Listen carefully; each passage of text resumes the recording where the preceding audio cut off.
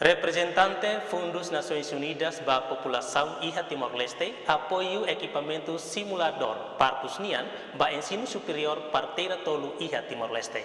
Apoio equipamento simulador Partus Nian ba Ensino Superior Parteira Tolu Ilha Timor-Leste makanesang Universidade Nasional Timor-Leste UNTL, Instituto Superior Cristal no Instituto Ciência Saúde. Lejos de discurso iha UNTL kay Koli, representante UNFPA iha Timor-Leste, Presi Arifin Cabo Dehan, UNFPA Timor-Leste Serviço, apoio hasay qualidade de educação parteira iha Timor-Leste, no siramos suporta a Associação Parteira Timor-Leste nian. Essa representante Fundos Nações Unidas para a População iha Timor-Leste no orgulho tebes iha ne hamuto ko haunia equipa Sirane B continua serviço marcas hamuto ho escola parteira Sira ho reitor Sira manori no estudante Sira ho objetivo atu hakotu mortalidade materna iha Timor-Leste.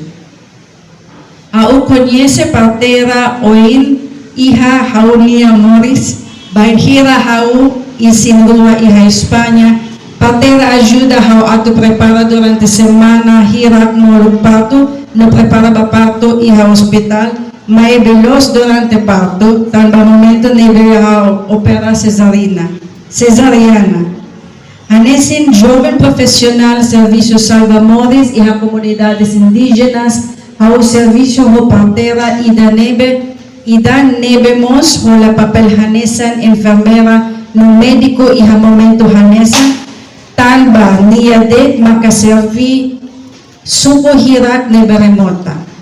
No agora hau iha Timor-Leste parteira Sira nebe hau hasoro Sira maka sai hanesan centro bafeto nia saúde. Sira iha bainhira ita se adolescente, bainhira ita plano atu forma família, nomos bainhira ita parto no depois de parto.